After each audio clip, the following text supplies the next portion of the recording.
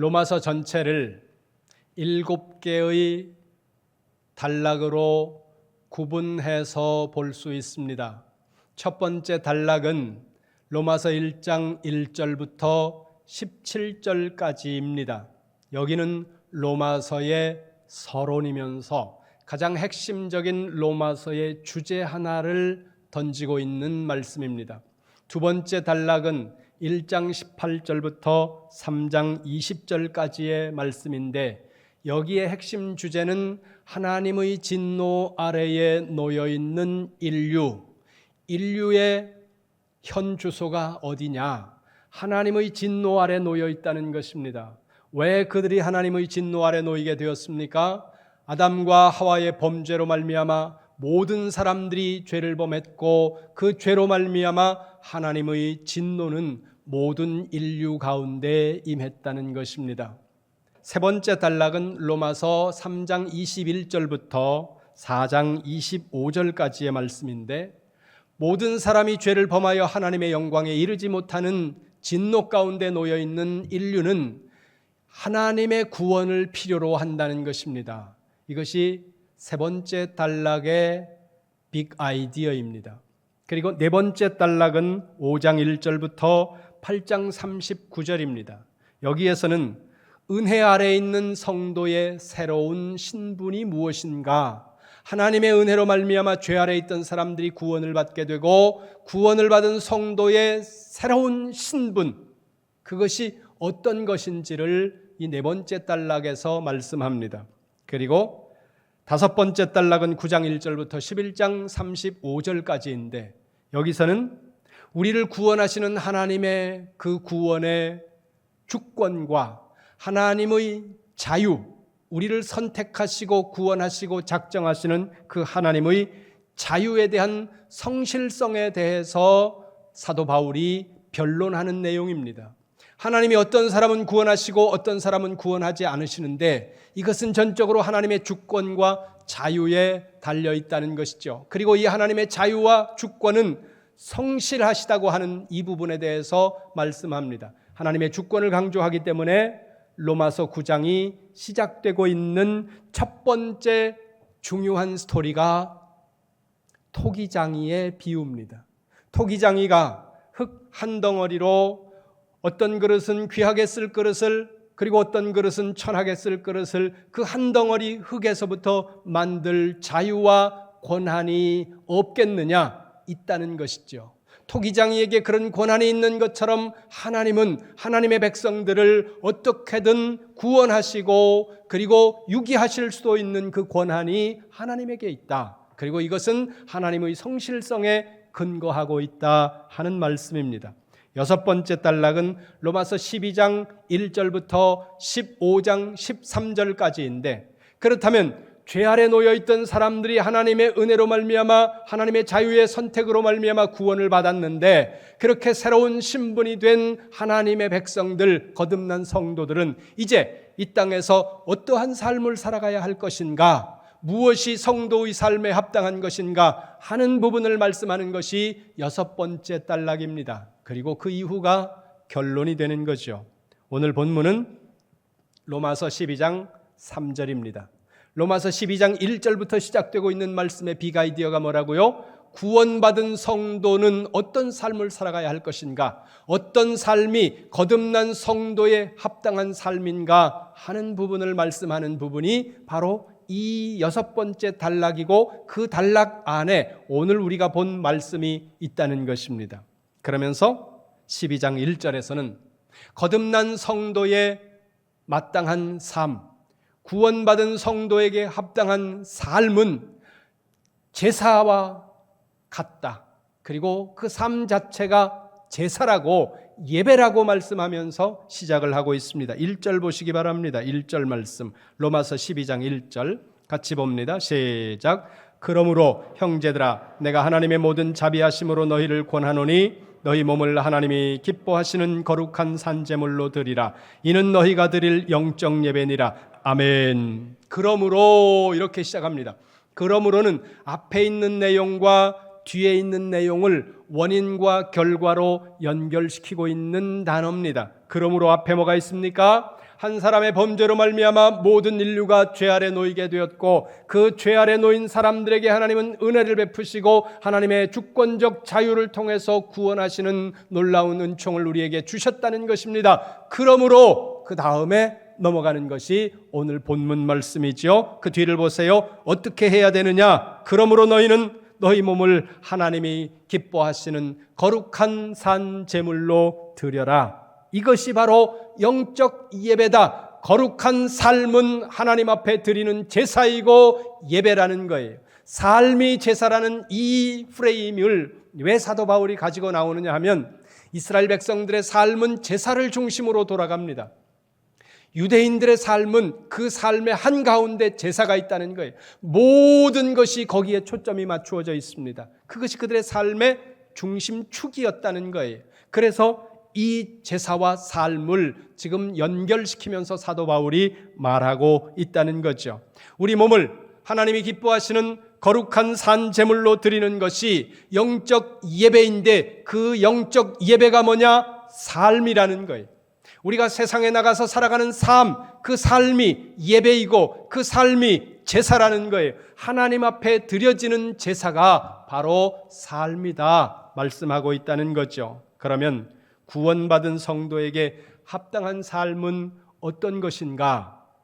그러면서 오늘 우리가 보고 있는 말씀이 15장 13절까지 이어지고 있는데요.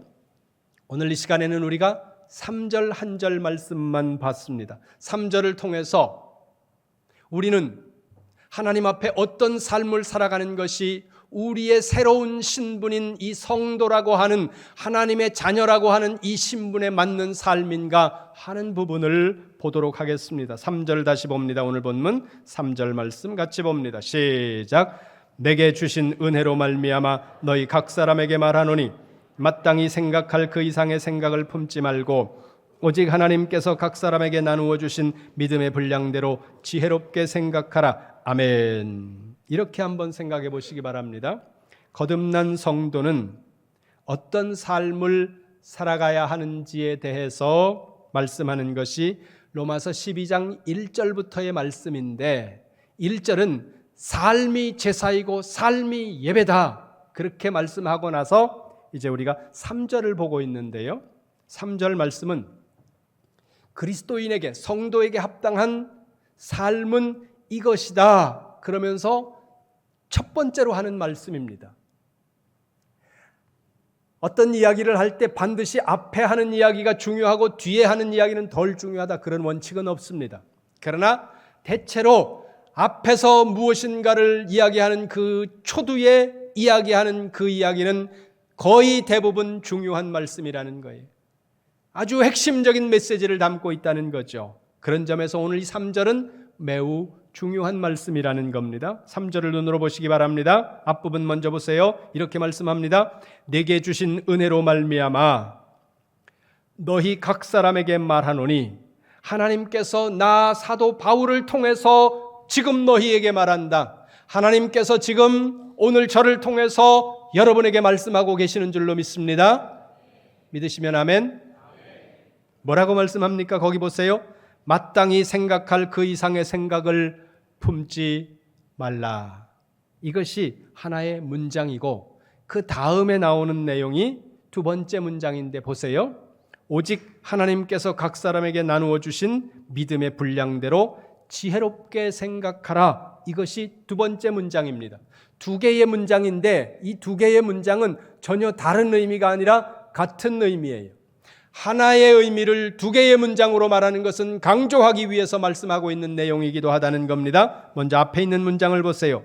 마땅히 생각할 그 이상의 생각을 품지 말라. 문장이나 단어는 매우 평이하고 쉽습니다. 어려운 단어가 하나도 없습니다. 그런데 이 문장의 의미가 약간 모호하다는 거예요.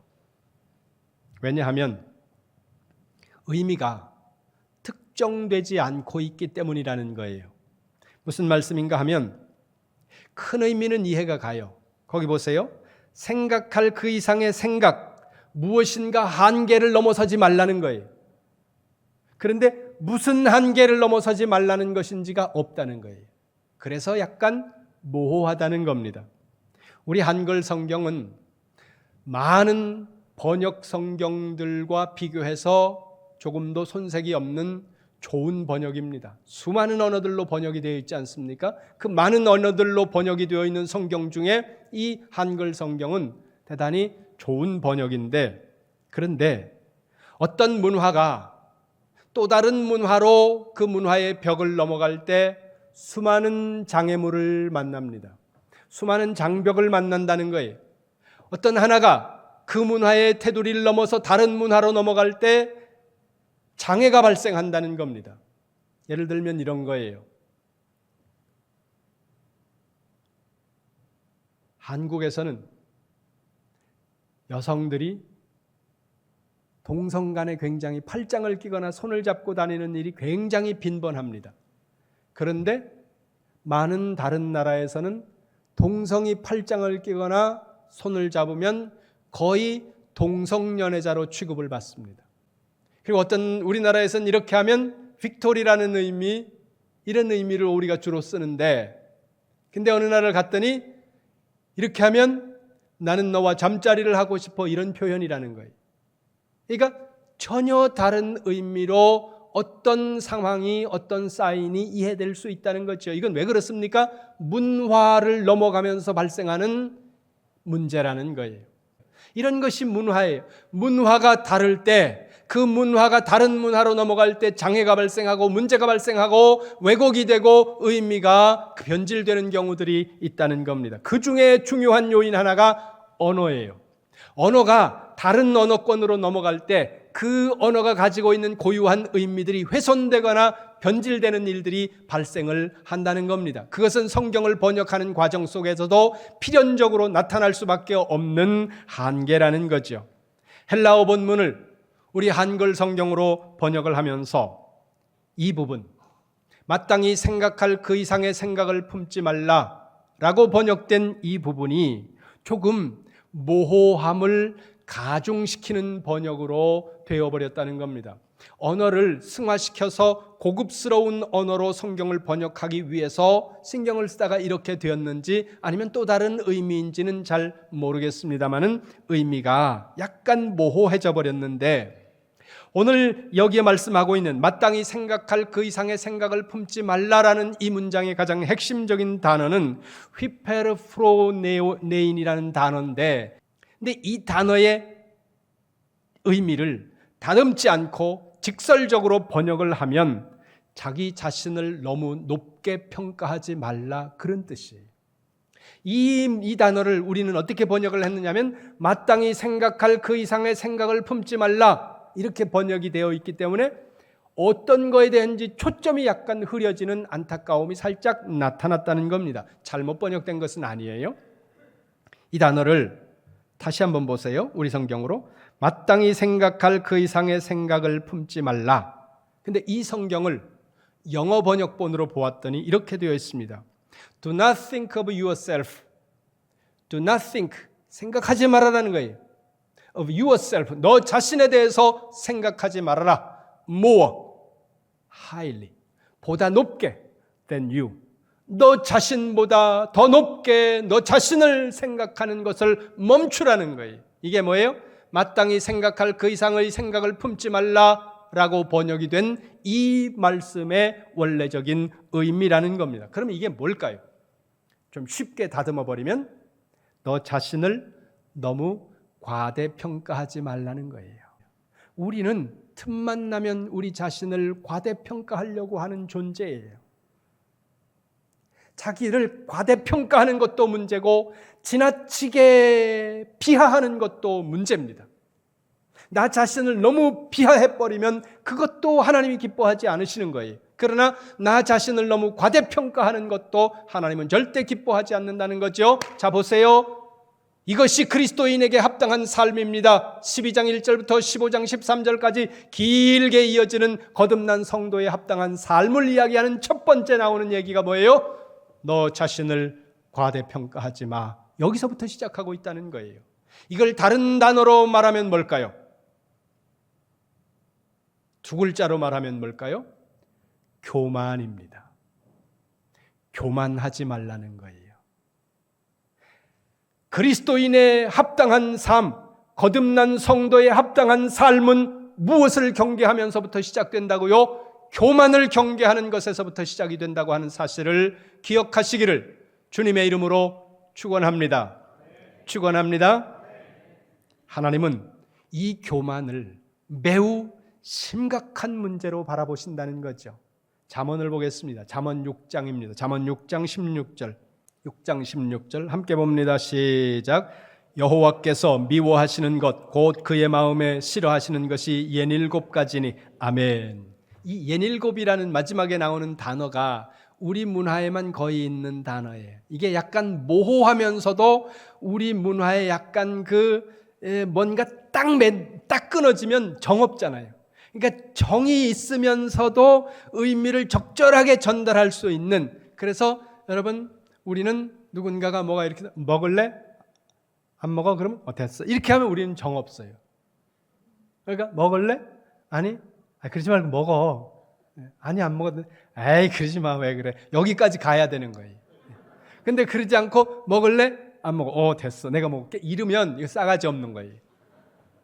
근데 이 예닐곱이라는 단어가 그런 우리의 정서를 반영하는 단어인데 학문적으로나 성경을 번역할 때는 약간 아쉬움이 남는다는 거예요.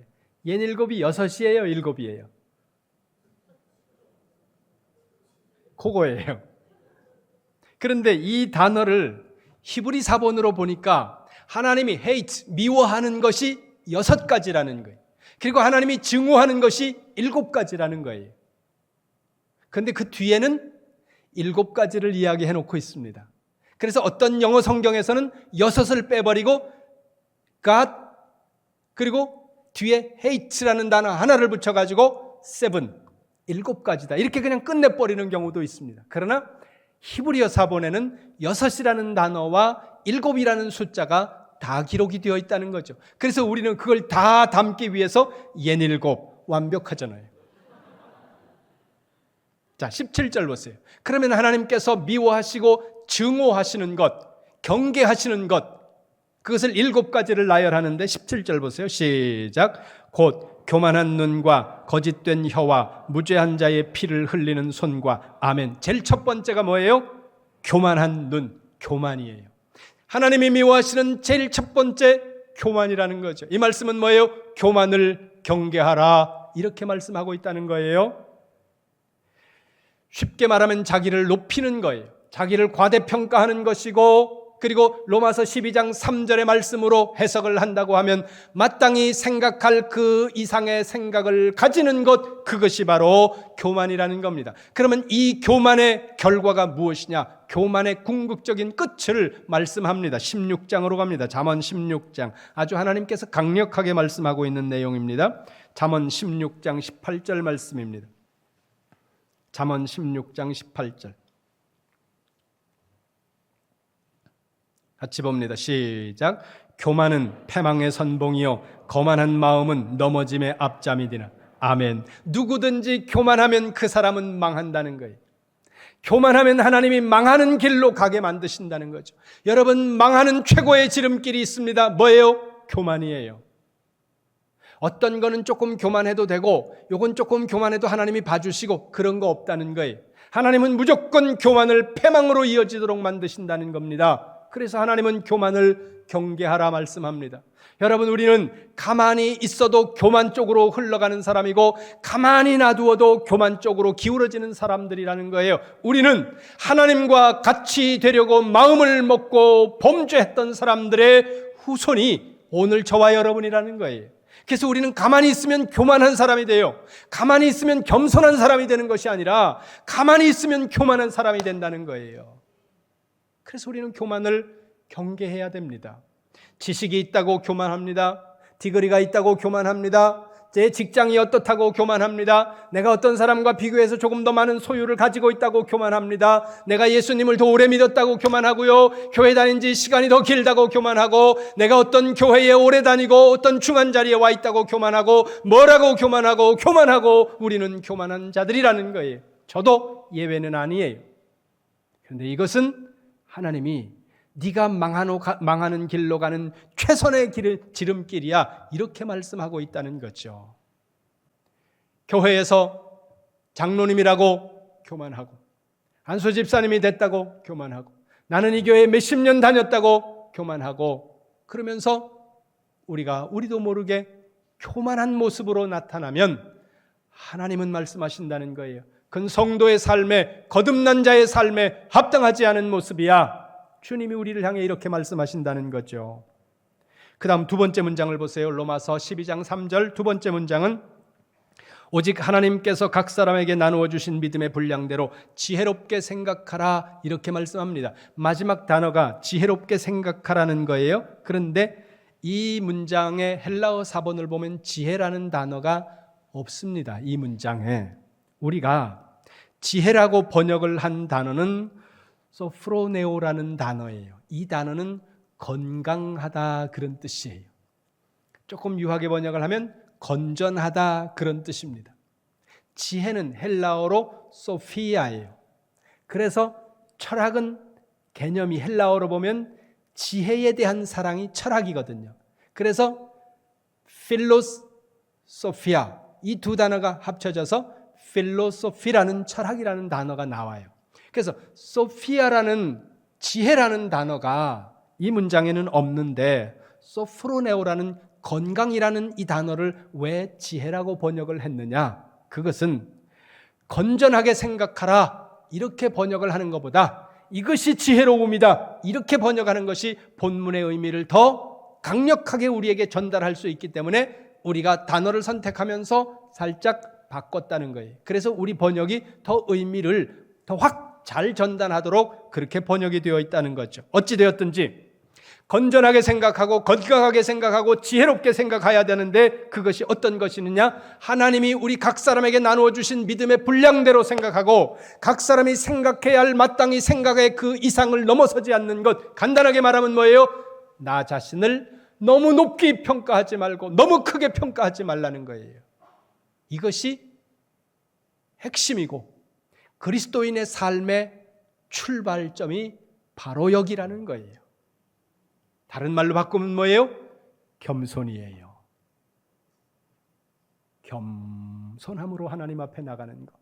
우리가 모든 일에 모든 사람 앞에서 겸손하게 하는 것, 거기서부터 거듭난 성도의 삶은 시작이 된다는 것입니다. 자기를 높게 평가하는 사람 하나님이 기뻐하지 않으세요. 자기를 크게 평가하는 사람 하나님이 기뻐하지 않을 뿐만 아니라 이런 사람 시험 든다는 거예요. 왜요?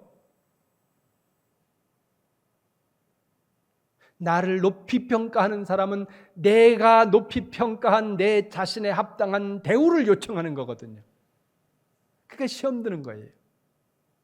나 자신을 작게 평가할 때는 어떤 상황이든 내가 원망이 없는데 나 자신을 높게 평가하기 시작하면서부터 우리 안에서 나오기 시작하는 것이 뭐예요? 원망과 불평이라는 겁니다.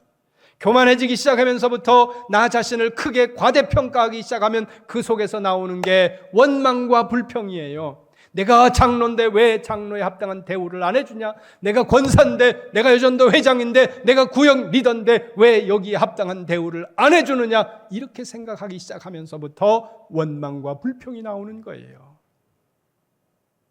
예수님이 제자들의 발을 씻기시는 것처럼 우리가 우리 자신을 낮추어서 상대를 섬길 목적으로 다가서면 원망이 있을 수가 없어요. 그러나 내가 나를 높이 보니까, 내가 나를 크게 보니까 왜 거기에 합당한 예우를 나한테 안 해주느냐? 그로 인해서 원망과 불평이 나오는 거죠. 아내가 남편보다 자기를 높게 봐요. 그러면 아내가 뭐라 그래요? 내가 저거 장가도 못 갈 거 구제해 줬는데 나한테 이렇게 해? 이러니까 불평이 되는 거예요. 그러나 여러분, 제가 여러분 가정들을 신방하면서 딱 이렇게 다 보면 어쩌면 그렇게 잘 만났는지 몰라요. 딱 만날 분을 만났다는 거예요. 만날 분을. 어떤 분이 그래요. 나는 남편을 존경합니다. 부럽더라고요. 우리 아내한테 물어보고 싶었어요. 당신 나 존경해? 어떤 대답이 나올지 잘 몰라가지고 물어보지 않았는데 아직까지. 아내가 남편을 존경한다. 좋은 거지요. 반대도 남편이 아내를 나는 내 아내가 존경스럽습니다. 나이도 나보다 어리고 물론 윗사람도 있을 수 있겠지만 연상도 요즘엔 많으니까 그러나 어찌됐든 내 아내가 나는 존경스럽습니다. 너무 귀합니다. 이렇게 가야 되는데 내가 어쩌다가 저 인간 만나가지고 내 인생이 조졌다고 내 인생 쪼그라졌다고 그러면서 아이고 내 눈을 내가 찔렀지 그날 내가 그 다방에 나가지 않는 건데 미쳤지. 여러분 이게요 본질적으로 하나님 앞에서 불신앙이라는 거예요. 왜요?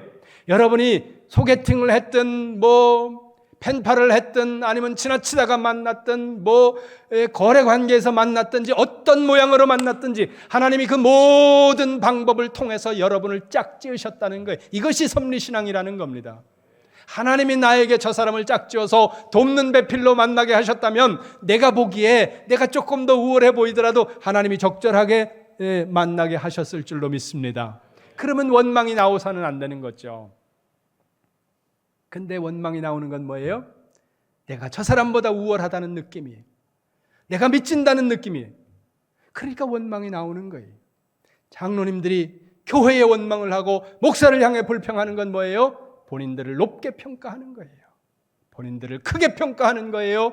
하나님이 기뻐하지 않으신다는 겁니다. 뭐예요? 너 자신을 너무 높게 평가하지 마라. 너 자신을 낮게 평가하라. 이것이 겸손이고 하나님이 원하시는 일이라는 겁니다. 원망과 불평은 첫째 불신앙입니다. 두 번째는 교만이에요.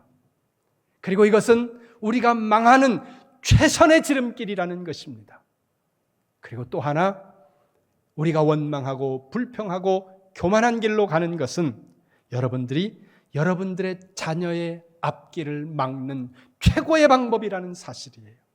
특별히 여러분들이 가정 안에서 여러분들 자녀 보는 앞에서 교회에 대해 불평하고 구역에 대해 불평하고 장로님들에 대해 불평하고 어떤 사람들을 험담한다. 그럼 아이들이 그 엄마의 말을 들으면서 그 아빠의 말을 들으면서 우리 엄마 아버지는 대단히 총명하고 아주 비판의식이 정확하구나 이러는 아이는 하나도 없어요. 그 아이들 마음속에 이렇게 말합니다. 엄마 아빠가 야단칠까 봐 뭐라고 말하지는 않지만 100이면 100다 그 아이들은 그러면 가지 말면 되잖아. 안 가면 되는데 왜 그렇게 불평하면서 거기를 가는 거야? 아이들은 다 이 마음을 가진다는 거예요. 그러면서 그 아이들 마음속에 한 걸음 더 나가면 이렇게 말합니다. 나는 교회 가지 말아야 되겠다. 딸이 결혼해가지고 가장 잘 사는 방법은 하나예요. 엄마 아빠가 행복하게 사는 모습을 보여주면서 딸이 나는 아빠와 같은 사람 만나서 결혼하고 싶어 이러는 가정의 자녀가 제일 행복하더라는 거예요. 남편이 아내를 때리는 가정의 딸은 85%가 시집간 다음에 맞았다는 연구 결과가 있어요. 눈에 넣어도 아프지 않을 내 딸이 결혼해가지고 맞기를 원하는 부모가 어디 있습니까? 그렇다면 내 아내에게 잘하는 거예요. 우리 아이들이 신앙생활을 잘하기를 원한다. 그러면 여러분 무슨 일이 있더라도 교회에서 좋은 일들을 아이들 앞에서 대화를 나누세요. 원망하고 불평하지 말고 구역의 구역 리더를 칭찬하고 교회의 권사님 칭찬하고 장로님들 칭찬하고 그 사람 장로 되더니 사람이 변했어. 못 쓰겠어? 이런 얘기하지 말고 여러분 성도들과 어울리는 이 교제 안에서 때로 상처받고 때로 서운한 일들도 발생합니다. 가정 안에서도 그러잖아요. 가정 안에서도. 왜 교회 안에서 그런 일들이 안 발생하겠습니까? 그러나 원망하고 불평하지 말고 감사하고 기뻐하고 칭찬하세요. 그러기 위해서는 내가 나 자신을 높이 평가하고 내 자신의 가치를 너무 크게 평가하지 않아야 된다는 거예요. 그래야 우리가 바른 신앙생활을 해나가며 바른 그리스도인에 합당한 삶을 살아가는 시작이 출발이 된다는 점 기억하시기를 주님의 이름으로 축원합니다. 하나님은 높은 사람을 인정하지 않으세요. 자기를 높이는 사람을 인정하지 않으세요. 성경 볼까요? 시간이 조금 같지만 누가복음 18장 11절입니다. 누가복음 18장 11절 말씀 찾아봅니다. 같이 봅니다. 시작. 바리새인은 서서 따로 기도하여 이르되 하나님이여 나는 다른 사람들 곧 토색, 불의, 간음을 하는 자들과 같지 아니하고 이 세리와도 같지 아니함을 감사하나이다. 아멘. 12절 보세요. 시작. 나는 일해에 2번씩 금식하고 또 소득의 11조를 드리나이다 하고 아멘. 우리는 이 말씀을 너무 오래 많이 읽어가지고 그 뒤에 예수님께서 내려놓으신 결론을 다 알고 있습니다. 그러나 거기까지 가지 말고 11절과 12절 시점에서 멈춰서서 그 앞에 거 생각하지 말고 보세요. 이 사람이 지금 이야기합니다. 토색하지 않았고요, 불의하지 않았고요, 간음한 적도 없고요, 일주일에 2번씩이나 금식하고요, 소득의 11조를 드리는 성도예요. 얼마나 대단한 성도입니까? 훌륭한 성도죠. 대단한 성도 아닙니까? 그런데 예수님이 누구를 더 의롭다고 인정하세요? 14절 보세요. 14절 같이 봅니다. 시작. 내가 너희에게 이르노니 이에 저 바리새인이 아니고 이 사람이 의롭다 하심을 받고 그의 집으로 내려갔느니라. 무릇 자기를 높이는 자는 낮아지고 자기를 낮추는 자는 높아지리라 하시니라. 아멘. 그 모든 훌륭한 삶을 다 덮어버린 게 있습니다. 그게 뭐예요? 자기를 높이는 마음이에요. 이 바리새인의 훌륭한 삶을 다 쓰레기로 만들어버린 것이 그의 교만이었다는 거예요. 삶의 내용이 없었습니다. 다른 사람을 속이기도 했고요, 다른 사람의 것을 빼앗기도 했고요, 그리고 공권력을 가장해서 공식적인 일들을 가장해서 더 많은 세금을 걷어들여서 자기의 주머니에 넣기도 했던 사람이 세리예요. 그 시대의 세리는 죄인과 그리고 창녀와 동급이었던 사람입니다. 그런데 예수님이 그를 인정하셨다는 거예요. 왜요? 자기를 낮추었기 때문이라는 겁니다. 여러분, 신앙생활 하면서 얼마나 여러분 좋은 일들 많이 하시고 훌륭한 분들 많습니까? 제가 이렇게 보면 우리 성도님들 중에서 정말 존경스러운 분들 많습니다. 여러분들 이렇게 신방 다니면서 너무 정말 존경스럽다 이런 분들이 있어요. 그런 분들이 여러분이 제가 목회하는 이 교회의 성도라는 부분에서 제가 행복하고 너무너무 감사하다는 거예요. 그런데 여러분들의 그 놀라운, 여러분들의 그 아름다운 삶이 하나님 나라의 쓰레기통으로 들어가지 않게 하기 위해서는 우리가 우리 자신을 낮추어야 된다는 거예요. 우리 자신을 너무 크게 평가하고 우리 자신을 너무 높이 평가하면 우리의 그 소중했던 땀 흘렸던 삶들이 하나님 나라에서 쓰레기 취급을 받게 될 수도 있다는 사실이에요. 그래서 말을 하더라도 행동을 하더라도 낮추세요. 나를 낮추고 어디까지요? 끊임없이 언제까지요? 마지막 순간까지 낮추시기 바랍니다. 소유가, 지식이, 자리가 어느 위치든 무조건 하고 낮추시기 바랍니다. 그리고 상대를 높이세요. 말로, 행동으로. 며칠 전에 우리 아내가 저한테 오더니 환하게 웃으면서 여보 그래서 보니까 좋은 일이 있는 것 같아서 왜? 그랬더니 우리 교회 어떤 집사님이 나를 보면서, 남자 집사님인데, 사모님을 그동안 똑바로 안 봤는데 오늘 이렇게 사모님을 똑바로 봤더니 영부인감이시네요. 그래서 내가 집사님이 영 잘못 보셨는데요. 내가 그랬더니 그 말을 듣고 나서 집에 와가지고 계속 이러고 있는 거예요. 예. 말 한마디라도 상대방을 높이세요. 마음으로 높이고 행동으로 높이고, 높이는 것이 나를 낮추는 것이고, 나를 낮추는 것이 상대를 높이는 것이고, 이것이 성도에게 합당한 삶의 시작이라고 오늘 로마서 12장 3절이 말씀하고 있다는 거죠. 여러분 잘하고 계세요. 그런데 더 잘하시기 바랍니다. 훌륭하세요. 훌륭한 분들 많습니다. 그러나 여러분 더 자신을 낮추셔서 나는 나를 높인 적이 없는데요, 그렇게 말하는 순간 내가 나를 높이고 있다는 거예요. 원망하고 불평하고 있다면 내가 나를 높이고 있다는 거예요. 그런 거로 여러분을 돌아보면서 여러분 자신을 낮추시기 바랍니다.